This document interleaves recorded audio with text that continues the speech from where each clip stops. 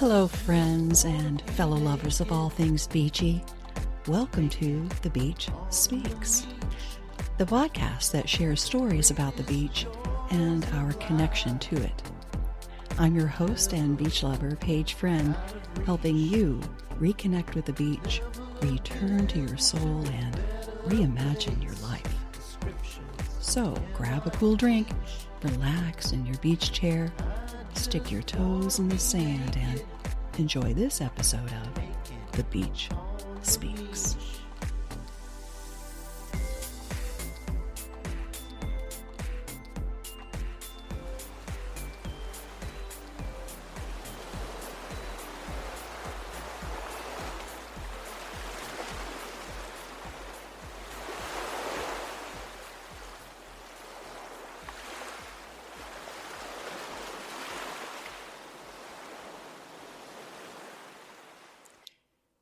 Hey, beach lover.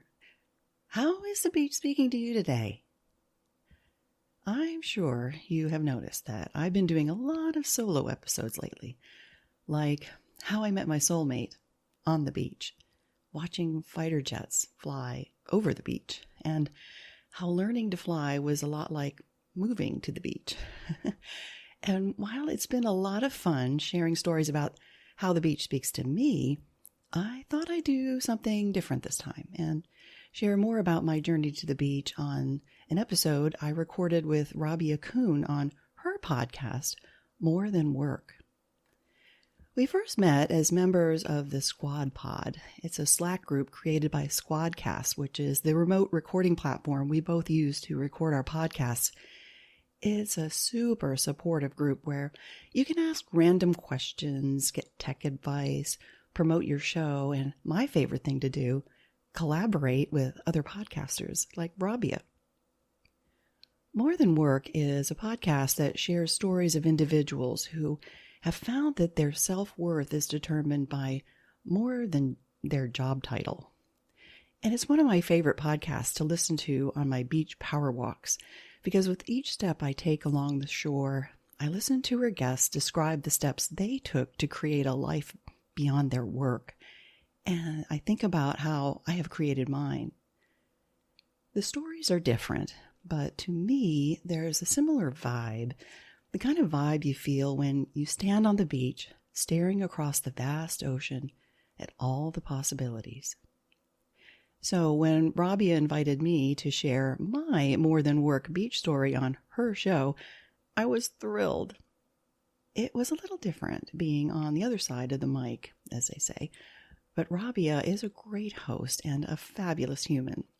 I really enjoyed this conversation, and I think you will too. So as Rabia says, here we go.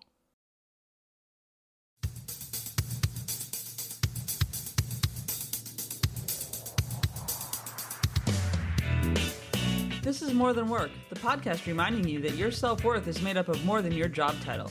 Each week, I'll talk to a guest about how they discovered that for themselves. You'll hear about what they did, what they're doing, and who they are. I'm your host, Rabia. I work in IT, perform stand-up comedy, write, volunteer, and, of course, podcast. Thank you for listening. Here we go.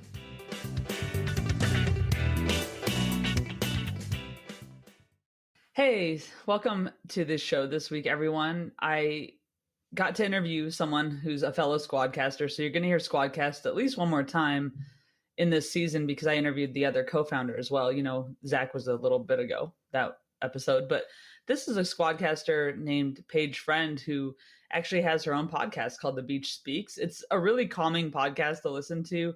I listen to a lot of newsy podcasts or a lot of pop culture ones, but they have more heavy subjects, usually a lot of them. So hers is a nice break for that for me. And I really like her voice. And so anyway, we just kind of chat every once in a while on our Squad Pod like chats. And I just thought, hey, why don't you come on the podcast? And she agreed to. So I'm really, really glad she did.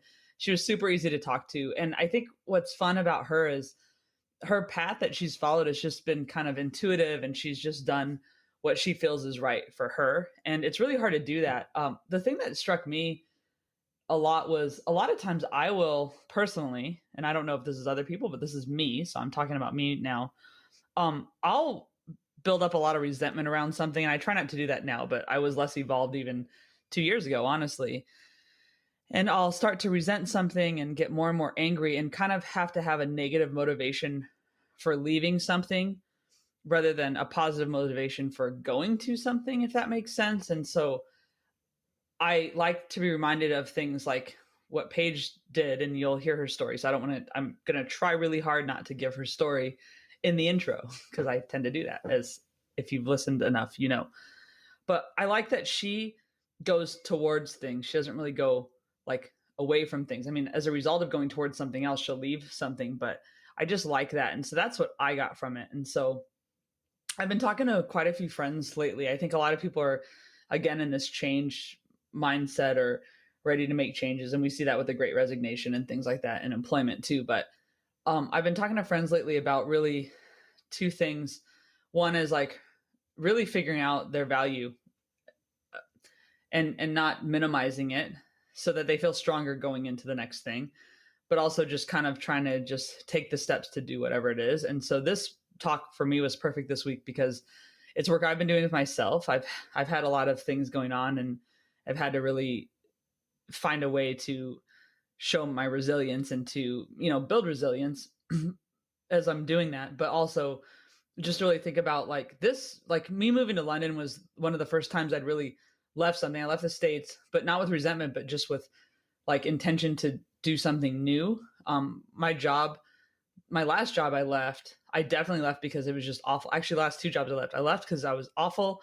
I couldn't possibly do it anymore. I waited till I was so angry and desperate that I had to go. And it's really nice to not make decisions based on that. And so Paige doesn't talk about those things, but that's just it resonated with me, what I got out of it in the end, for me. So I'll be curious if you want to tell me what you get out of it. But I really hope you enjoy this episode. I really like kind of the way she seats also yoga and mindfulness and things like that in really practical terms. And we have fun too. We we crack up quite a bit on some things, and we go off on a taxidermy tangent at the end. So that was unexpected, but we both had some like stories around taxidermy somehow, and that was kind of fun. So enjoy this episode, and you know, all the things, ratings, likes, etc., shares. But and if you have a guest idea, let me know. I look forward to hearing from you, and I appreciate, again, you spending your time this next 40 minutes or so with me and with my guest and doing more than work. Take care. Hey everyone, so this week my guest is Paige Friend. She's creator and host of the Beach Speaks podcast and a fellow Squadcaster. That's where I record this podcast. And she's also many other things that we'll get into. So thanks for being a guest here, Paige. Oh, it's my pleasure. I am really excited to spend this time with you and talk about the beach and anything else that you all want to know. Yeah, totally. And where am I talking to you from today? I am at Jacksonville Beach, Florida. It's where I live. Awesome. You didn't grow up in Florida on the beach, but you're there now, and that's on purpose. And can you talk a little bit about how you ended up at the beach? Well, I've always been a beach girl at heart. I grew up in the mountains of Pennsylvania, nowhere near the beach. I was always asking my parents, can we please go to the beach? Can we please go to the beach? And every once in a while we make the trip. Fast forward to my life in Florida. I'd been living in Orlando, which is somewhat close to the beach. I could reach it in about 45 minutes if I drove really fast over to Cocoa Beach. Yet I was working in corporate aviation at the airport, and I woke up one day and said, you know, I want to meet my soulmate, quit my 9-to-5, and move to the beach. And that's what I did. And I'm here at Jacksonville Beach. Amazing. And finding your soulmate, was that something you had thought you'd done before, or was that something that was like, because I'm one of those people who I'm in my 40s, single, don't know if that's going to happen at any point. So I'm kind of asking for a friend, but also like, is that when you said that part of what you wanted to do, what was the idea there? Just you were ready to settle down? Well, I had been in an 18-year marriage that ended, and spent a number of years and then in a dating relationship. And then, yeah, I woke up one morning and thought, this is just not it. There was something more for me. And I believe in soulmates. I believe you go through what you go through to reach what you're supposed to experience at the time you're supposed to experience it, in divine timing. So when I spoke that, I had, and it's funny when you ask that question, because when I say I met my soulmate, everybody says, oh, I want to do that too. How do you do that? How do you do that?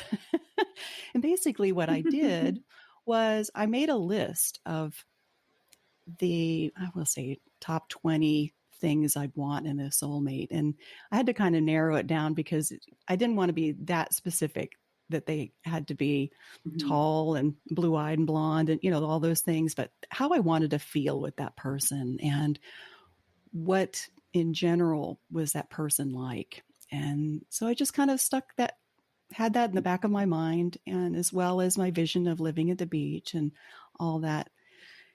And then I joined a dating site called Meet Mindful, signed up, thought the questions were super useful in just exploring myself. And I printed out the questions and used it as a journal prompt and all these things. And I completely forgot about the dating site until the end of the free month. I got a message saying, meet Ernie. And I went, Ernie? And I clicked on and read his bio, and all those things that I had listed, he just checked every box. And his last name was Friend. His name is Ernest Friend. And I mean, who doesn't want to meet someone with the last name Friend? So, I mean, that's how it happened for me. It can happen for anybody, I think, if you speak it into existence. Totally. And that dating site sounds interesting too, because there's so many, and it's kind of crazy. And I'll get the question a lot, how do you like the app? And I'm like, I'll just comment on the user experience. Right. I'm like, I don't know why this is the first thing you're asking me. And this is not something that's interesting about me as my success or failure on this app. But, bye. Yeah. But it's funny. So it's kind of interesting, that idea that you were on one that, resonated with you from the mindfulness perspective too. Right. And it's still in existence. I think it's still kind of small, so I don't know how far reaching the extent of your choices would be, but it's always worth a try to explore. And quite honestly, the beach led me to that website because I wanted to move to the beach, but I didn't know what side of the coast I wanted to move to. And I thought, oh, let me just meet some people. I really just thought, oh, I'd meet some people on this site. I didn't really consider it as a dating site. It just turned out that way. And I thought I'd be on the Gulf Coast and ended up on the Atlantic coast, which is perfectly fine for me. I'm loving it. And so then so you had the meet your soulmate, and then you had the quit the 9 to 5. First of all, can you talk a little bit more about what you were doing in aviation? Because that sounds cool. And I haven't had anyone on the pod who has worked in aviation. Yeah. Well, there's another thing. I'd always wanted to learn to fly an airplane. And growing up, I always thought, oh, that would be so cool, but I could never do it. And through a series of events growing up, I had the opportunity to learn, and I kept putting it off until I ended up working in a little airport in Oklahoma, of all places. And I had the opportunity to get my pilot's license. And I thought, okay, now's the time. And I got my pilot's license, was working at this little FBO, which is a fixed base operation. That is on the general aviation side. There's two sides to aviation. There's the commercial side, which we're all familiar with, the airlines. And then you have general aviation, which is everything from your little 2-seater Cessnas on up to corporate jets. And that's where I end up working for over 20 years, and specifically in customer service, customer relations. And I loved it. I was really good at it. Being the consummate people pleaser, it was a perfect fit for me because I would bend over backwards to help you. And having my pilot's license, although I didn't fly a whole lot, really kind of gave me that extra level of understanding and a way of communicating with pilots and what they needed and what they didn't. Pilots are a little finicky. They kind of want what they want when they want it. And I just, it was fun. It was a wonderful experience, and I'm glad that I had it. But I got to the point where, like, all these things, I was just done. It wasn't anything bad that happened. Just, I was done. This had run its course. Yeah. I had gone on a trip to Italy, a retreat with a podcaster that I love, Rich Roll. And well, he and I didn't go together, but he was hosting the podcast, the retreat. And it was during that time that I realized this. I need to move on. This idea of quitting this 9 to 5 and all that is really, now is the time. So as soon as I got back from that trip, like that Sunday night when I landed, I rushed home, wrote my letter of resignation. 2 weeks. Actually, I was going to give them like 4 weeks because I didn't want to leave them in the lurch. And I came to work the next day. My supervisor said, "So how was your trip?" And I said, "It was fabulous. And I brought something back for you." And I handed him this envelope. And he said, "I knew it. I knew it." And then he wouldn't talk to me the rest of the day. He was really angry that I was leaving, but I gave them enough time to try to find somebody to replace me. And I was ready to move on. Yeah. I had no idea what I was going to do. I just knew I was moving.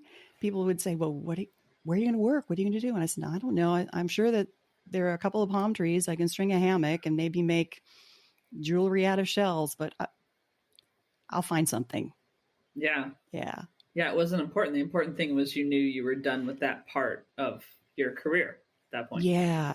And I just had to listen to my heart. And I didn't want to be that person that said, someday, there are things that keep us from doing these things we really want to do, like, real things like a pandemic keeping you from moving. Or just maybe you have elderly parents that you need to stay local to help, or children, or there are financial concerns and you haven't really taken the steps to build up the opportunity to make the move financially. But I just didn't want to be that person that said, "Oh, when I win the lottery, I will move to the beach," or anything like that. It was just felt like it's now or never. And I like that, like not putting conditions on things, because I think I'm definitely someone who's lived conditionally in a way, and even loved myself conditionally versus unconditionally. And when you start to remove those, if this happens then, and take those statements out of your life and just say, "I will do whatever," I think it changes kind of the way you can approach things. And releasing the attachment to what it's supposed to look like on the other side. Like, I had the beach, I had my soulmate, I had this quitting the 9 to 5, but don't know what I'm going to do after that idea. But I didn't have a specific way that was going to show up. Just like I was open to living on the Gulf side of the state or the Atlantic, or I kept it kind of general. And then maybe it was just creating a beachy like life where I was. And, that could have been the alternative too. It just turned out the way it did. In fine timing. So you didn't know what you were going to do, but I want to talk a little bit about the retreat you went to, because I think that that's something a lot of people think about doing. I've gone on 2 in my life, and they were both incredible. And I want to hear about the one you went to. Yeah. So I talk about my favorite podcaster, Rich Roll, a lot. And as you know, as a podcaster and listening to podcasts, you get to know the person intimately in a lot of ways. And you feel like you could walk up to them out of the blue and say, "Hey, how did that meal go the other day at the restaurant you'd been talking about?" Random things like you would not talk to a stranger about just because you feel like you know this person. And he and his wife had offered up this beautiful retreat in Italy, in Tuscany, called Plant Power Italia. I had just recently become a plant-based advocate and switching to a vegan lifestyle. And I thought, I get to spend 10 days with my favorite podcaster eating fabulous vegan food in Tuscany. I mean, who does not want to do that? Yeah. And I like other things, I made the leap of faith. I wasn't quite sure how I was going to afford it. I thought I'm going to go. And I did. And it was transformative. It really was. It was the place I needed to be. Again, divine timing, and around people that were kind of doing the same thing, looking to do something different with their life, or they just felt something on the horizon and needed that little nudge to move it forward, move the needle forward. Yeah. Yeah. Yeah, it's cool. Do you keep in touch with people that you were at the retreat with? I do. Several people. And I often check in with Rich's wife, Julie. She had another retreat that I had attended before that in Miami. So she knows me probably a little better than Rich does. Rich is such a following, and you get to be so big. I don't know that if I were to email him and say, "Hey, how's it going?" Do you remember who I was? But that's okay. We have a Facebook group and all that. We kind of keep in touch. So yeah, keep tapped in. Yeah, some of those people. Awesome. Mm-hmm. That's really great, and I think I just like how you kind of set you set your intentions and you did the things.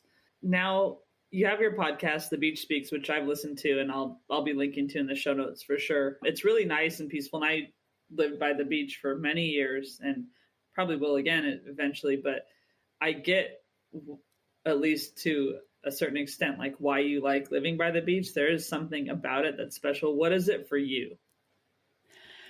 Oh, wow. Well, the beach grounds me. It is the place I've always wanted to go, need to go whenever I am anxious or stressed out or just need some serenity, need to just tap in with my soul. It's healing.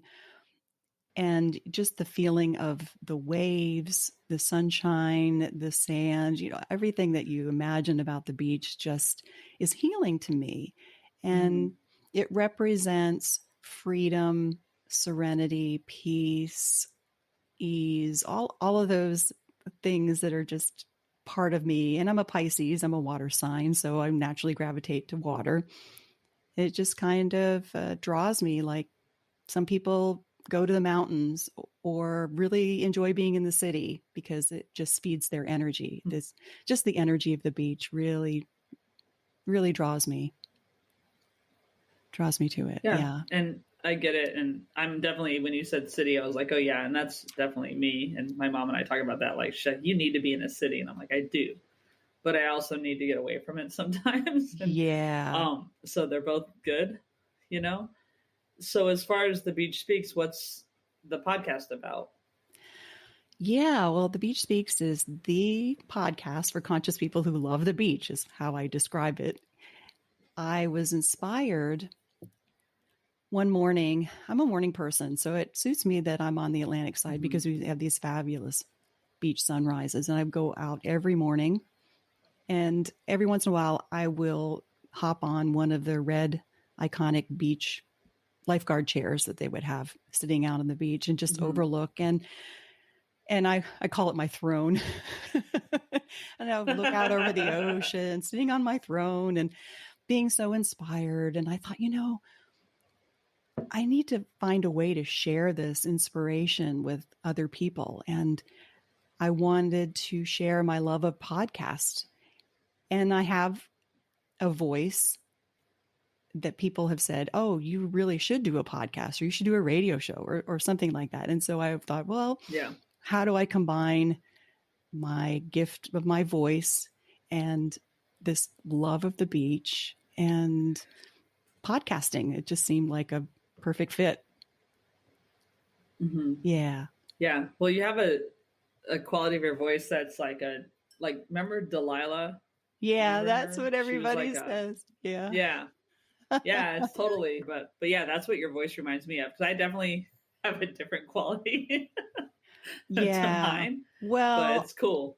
Yeah. I have to attribute it to my father, who was a vocal performer, professional singer, voiceover Mm. actor, off Broadway, and all that. And I kind of followed in the footsteps of musical theater and singing and all that sort of Mm. thing. So I have that background. So, looking at your background though, and your father being a professional singer, and then you having a musical theater background, how long did you spend doing that yourself? Oh, yeah. Well, I started out in, I don't know, eighth grade, and then went through high school and summers in college doing local music theater. We had a wonderful studio art theater in my hometown of like 8,000 Mm-hmm. people, small, but it was fun. And then, of course, my father being the professional singer, we followed him everywhere and watched all his performances. And that would just kind of carry it along with me. I haven't done anything like that except for maybe singing in the choir long ago. Yeah, I've yeah. just kept that love internally, I guess. Every once in a while it comes out. Yeah, like that you'll just surprise people by like, oh, she has a voice kind of thing. Yeah, yeah. Or I'll just break out into Yeah. song or something. Have you seen any of the newer musicals at all? I'm just curious as a musical fan myself. Or do you have a favorite musical? Oh gosh. Well, it's funny. Someone from my high school Facebook group had mentioned watching Grease the other day, and it just brought back memories of how I'd played Sandra Dee in Grease Mm. and how much fun that was.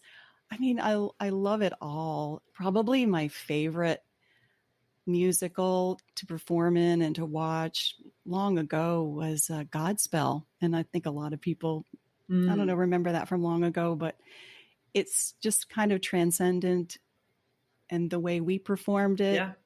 was different than when it was performed back in, I don't know, the 70s when it originated, and then going forward. My son Mm-hmm. actually played in the pit band for their Mm. production of Godspell in college, and I got to watch that, and I'm sitting in the front row, and I warned him. I said, I'm going to sing along in every word you're performing, and so don't be embarrassed. I try not to sing too loud, more just mouth the words, but that's just one that Yeah. brings me back. Yeah. I don't know about anything new. I can't think of anything new that I've seen recently. I mean, Waitress is got a beautiful soundtrack. Just that's the soundtrack I would say. One, I love Dear Okay. Evan Hansen, but it's very sad. Waitress Yeah. has well, it's kind of sad too. They're all kind of sad, I guess, but they're all happy. They have both, which is like life, and that's why musicals are great. I can't believe that I forgot this, but my husband and I just went to see Menopause the musical last weekend. Oh, really? I can't believe, I'm thinking, when did I last see a musical? Okay, well, there's because I'm of that age where those things elude me. I will remember things from 30 years ago, but 10 minutes ago, I forget. Yeah, and that was hysterical. Oh my gosh, we never laughed so hard. And I think my husband was one of like four men in the whole audience of a Yeah. thousand women. It's pretty funny. Yeah, just how you can take something like that and turn it into a musical. Yeah. No, it's. I mean, I don't know. So much respect for those people who are writers, basically. So another thing, though, besides all this, you're a certified yoga teacher. Is that correct? I am. And there again is something that, well, I never thought that I would get certified in yoga. I love to do yoga, and I had she's still my mindfulness mentor and yoga teacher trainer friend, Ramona. She had offered up yoga teacher training, and I thought, I don't know that I want to be a yoga instructor, but I do want to learn, because there's so much more to yoga than just the asanas, which is the Hmm. physical part of yoga. And I said, yeah, once again, let's do this. I'm not really sure why I'm doing it. And at the end, I realized why. It was just something that really enhanced my spiritual experience, my ability to do yoga physically, it just opened up so many different things for me personally. And I have yet to really formally teach a class. Every once in a while, I'll lead a meditation or something online. And a few friends of mine have asked me, will you please lead a yoga class for us sometime? And I said, yeah, we'll do. I have yet to do it, though. Not yet. Well, that could be, you never know. That could be the next thing. I just wanted to mention about yoga because people have here in the Western side think of yoga as just the asanas, the physical part. And you have to be able to bend yourself into a pretzel. And you see those beautiful images on Instagram of these women just in these crazy poses and thinking, I can never do that. People say, I can't do yoga. And I said, well, can you breathe? And of course, yes, I can breathe. I said, then you can do yoga because yoga begins with the breath. And if all you want to do is sit and breathe, that's yoga. Yeah. Well, no, and that's a good thing to challenge people with, because I think even with, you've mentioned mindfulness a few times, and I think these things become buzzwords and almost punchlines at some point. But then the truth is that there are practices that do help people get to a place where maybe they're okay with things, whatever the things are. And it doesn't mean you're settling, but it just means you're okay. So when something comes up, you can handle it a little bit better. That's how it's been for me anyway, with mindfulness. And I'll joke about it, but I do think it's important. And for you, I mean, do you do daily practices of mindfulness at this point in your life? I do. When I'm out on the beach, most every morning, I stand in the water or close to it and just look out, close my eyes, and just feel that energy and just be present. And as much as I can, clear my mind. There are other times where I'll do a physical meditation practice. And then mindfulness is really just being in the present moment. So sometimes in the middle of the day when something is starting to overwhelm me or aggravate me, or I'm tired, or whatever it is that's maybe disturbing, I can sit, close my eyes, and do some breathing and just be in the moment, as they say, not judging where you are, just, okay, here I am as the witness to what's going on. And typically that just kind of takes you out of that headspace that maybe was getting in the way of whatever it was you were trying to do. And that's kind of my daily practice. Yeah, it's interesting that you bring up mindfulness because one of my early podcast guests was, she worked in human resources, and then she always wanted to be an actress. So she went out to LA to become an actress and got addicted to sleeping pills because she was burning the candle at both ends, working and being the actress, doing that thing that they do in LA. And she ended up coming back to the East Coast and treating that addiction with mindfulness. And so she's gone back into HR with the mindset of bringing that mindfulness practice to CEOs and people who are just in high stress positions that don't take that time to relax and take care of themselves. And that, I thought that was really interesting.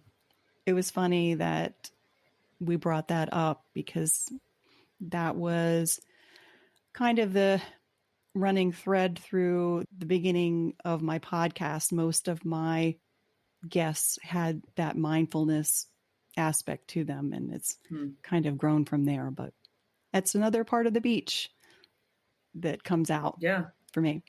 Yeah. And I think because the beach can be a place where people do sports, so like surfing and that kind of thing, which also has its own, I think, mindfulness element, because if you're stressed out and not able to just focus and let go of other things, you're probably not going to be too stable on a board, for example, or paddleboarding, same thing, just having tried both of them. Well, yeah, I paddleboard, no problem. And we have ocean kayaks that are a blast, unless you hit a big wave like I did one time and had an epic fail where I flipped over, lost my phone, which was devastating for me. Oh man. Yeah, that is actually. Yeah. You see the surfers come out and in the middle of the day, and you can tell they're just racing out there to get in that water and probably get themselves centered again.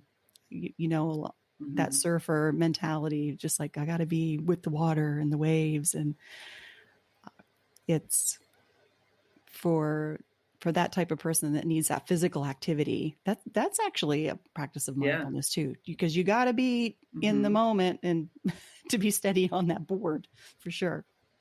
100%. So is there anything we didn't cover that you want to? I just wanted to encourage your listeners and anybody out there that's has a vision for something beyond what they're doing right now, that to hold on to it and not dismiss it. It's there for a reason. And maybe you don't think it's within reach right now, but you can take the steps by just saying it out loud. I am going to do this. I want this in my life. Just speak it out loud, call it in, and you can take small steps like I did to just kind of bring yourself closer and closer to that. And I've been saying a lot lately that I want to create a life that I don't need a vacation from, and bring those elements that will give me that peace and calm and joy, freedom right where I am in the present moment. And I encourage anybody who's, it doesn't mean you have to leave your job. Doesn't mean you have to leave your boyfriend or girlfriend or spouse or partner, to do this. You don't have to do all those things. Just hang on to that vision, and that you can make that transition from one thing to the other without too much fear. Just trust the process. Nice. Awesome. Cool. Yeah. And like the other question I always ask is, do you have an advice or mantra? So that's perfect. So we'll use that as okay. As that part. Yeah. That's awesome.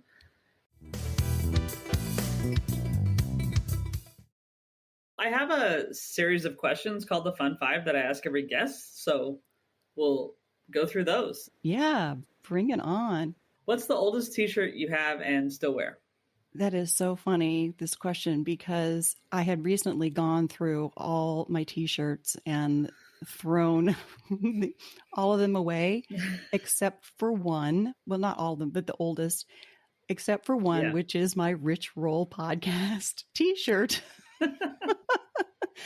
That is so worn, but I couldn't get rid of it. There's just that attachment to it. And if I never wear it again, I will hold on to it till it disintegrates, I guess. Yeah.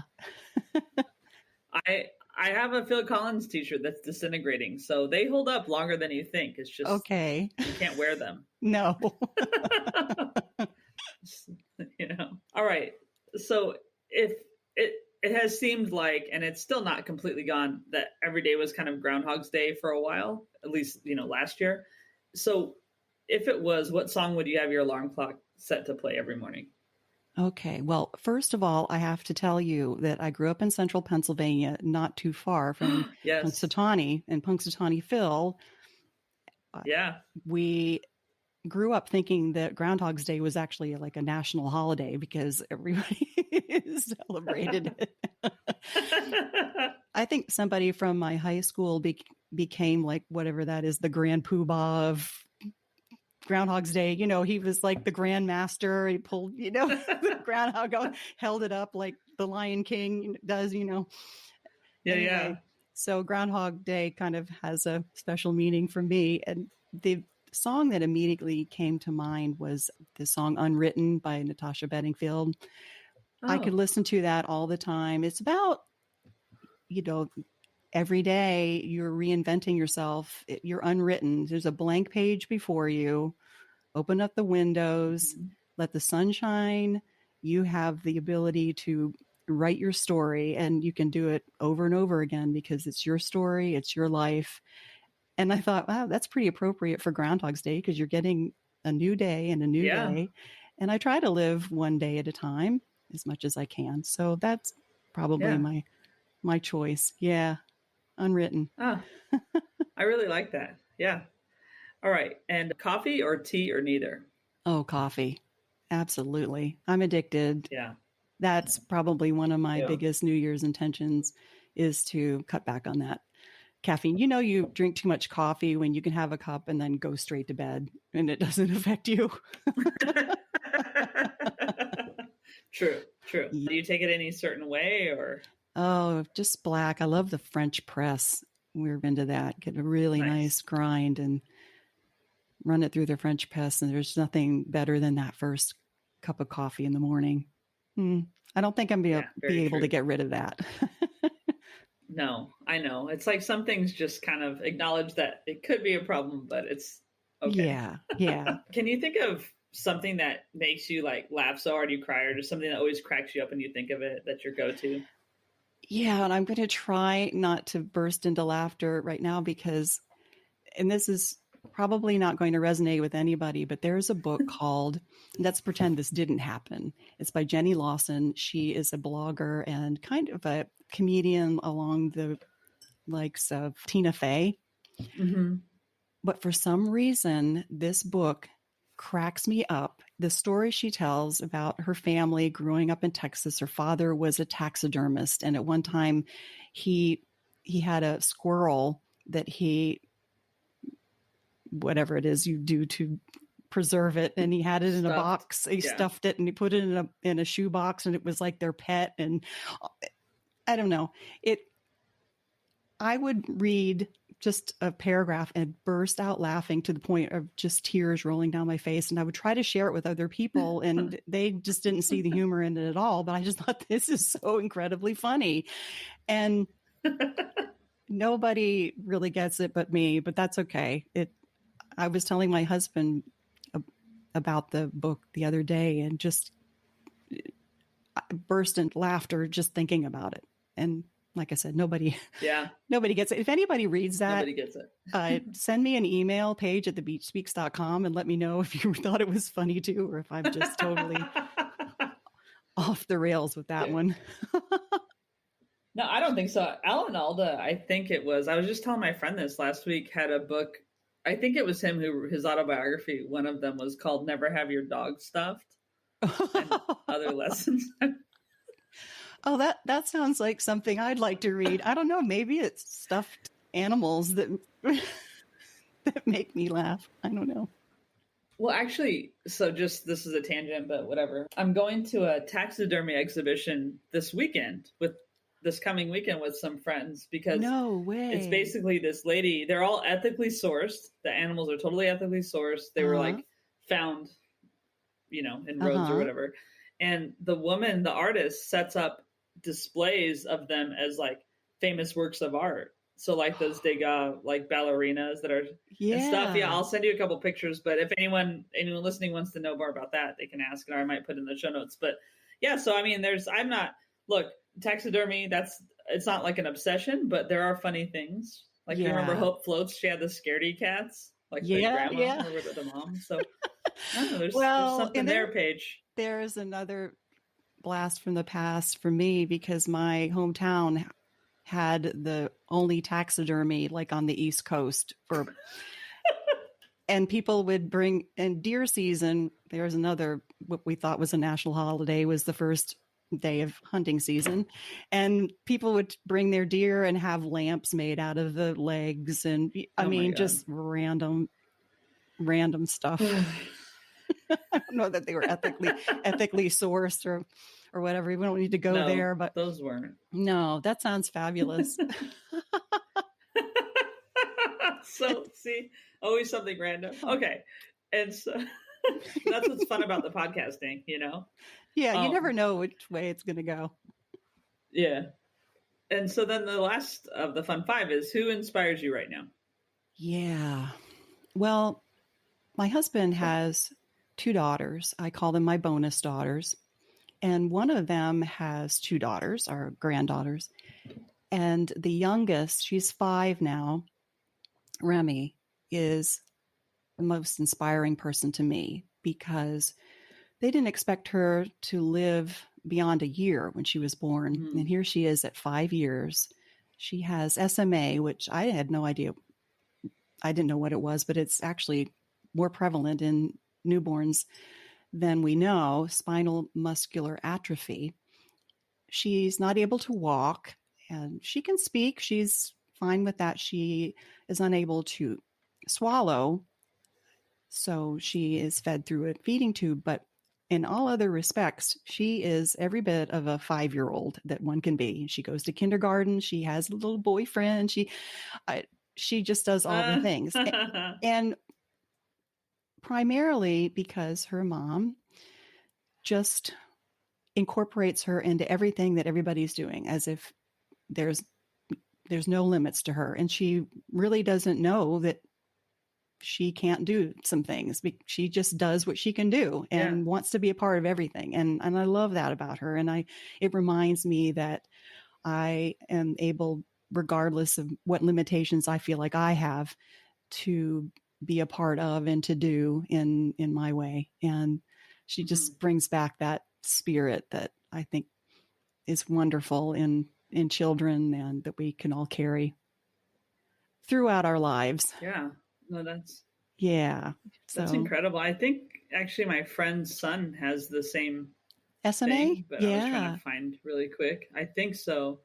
Well, she was really lucky. There was some medicine, a trial for treating it, that when she was an infant, they got her into this trial. And I really think this medication that they were testing on the children, that really was a lifesaver. Really helped. Yeah. Plus many surgeries and this and that. But she's an inspiration for all of us. Yeah. Yeah. Yeah, it's incredible. Yeah, it is. I just checked, and it is SMA. So that's interesting to have another connection with that. But yeah, that's really something. But I've seen her post, my friend post on Facebook, and just what the family's been through. And I think there's a way of sharing those things on social media that are just including people in your lives versus in a positive way versus not. And I just feel like I'm constantly inspired by the strength of their family and this kid who is definitely facing things that a kid normally wouldn't have to or shouldn't have to. And so I think that's definitely one of my favorite now is your 5-year-old granddaughter is one of my favorite things I've heard as an inspirational person for sure. Yeah. Well, kids can teach us a lot in many ways, but when you see one overcoming those obstacles, it is really inspiring. It's humbling. Yeah. It fills you with a lot of gratitude. Yeah. Yeah, for sure. And I'm like, okay, well, I guess I can go out and do, not be lazy today or something because people have a lot. Yeah. Yeah. Well, and I'm the type that likes to be relatively sure that I can do the thing before I go and do the thing sometimes. So it helps to remember that there are those who will just go out and do it. And if they find out they can't do it, then, I guess I can't, but I don't know until I try. Yeah, totally. All right. And is there anything that you want to promote? I mean, I'll put show notes, but just if you want to tell anyone anything right now, if they want to find you, what they should do.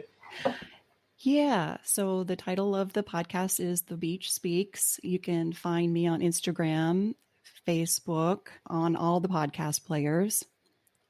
Squadcast is my primary recording platform. I love it. I love the Squadcast community. And I think, Rabia, you would agree. And any time I get a chance to give them a shout out, I do. I just love the community and the support that you absolutely get. Yeah. And I am in kind of transition in the way I want to format the podcast and the stories that I want to tell. I want to incorporate more listeners and their stories. So I've set up a voicemail, and I'll give you the link if you want to put it in your show notes, or you can find the link on my website where you can call in and tell me a story or something you want to share about your beach experience, and I will play it. Or if you send me an email, I'll read it, and you can be part of the podcast too, because I really want to give the listener, my beach people, what they crave about the beach. Yeah. Awesome. Yeah, that's cool. Yeah, and that's one thing that's nice about this too, is we can just keep iterating on our podcast, which is nice. So I know. And it's really been wonderful being a guest on someone else's podcast. It's kind of different to be in the other seat, Yeah. not asking the questions, but being the recipient of them. So I really appreciate the opportunity today. Thank you. Cool. Well, Paige, thanks for being on. I really appreciate that. So it was really nice to chat with you. Yeah. And like I end my podcast, The Beach is Speaking. Are you listening? Nice. Thanks for listening. You can learn more about the guest and what was talked about in the show notes. Joe Maffia created the music you're listening to. You can find him on Spotify at Joe, Maffia. Rob Metke does all the design, for which I am so grateful. You can find him online by searching Rob, Metke. Please leave a review if you like the show, and get in touch if you have feedback or guest ideas. The pod is on all the social channels at More Than Work Pod or at Rabia Comedy on TikTok, and the website is morethanworkpod.com. While being kind to others, don't forget to be kind to yourself.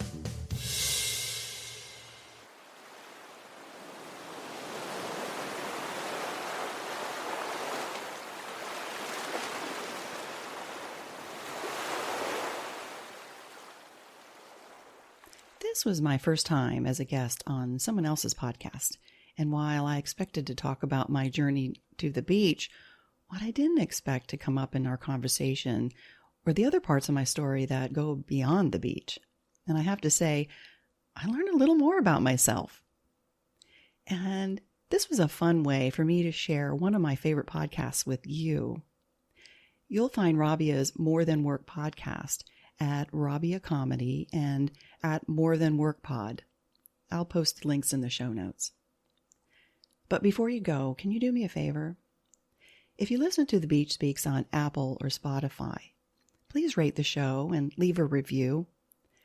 This will give the podcast a huge boost and help new listeners discover the show. Think of it this way.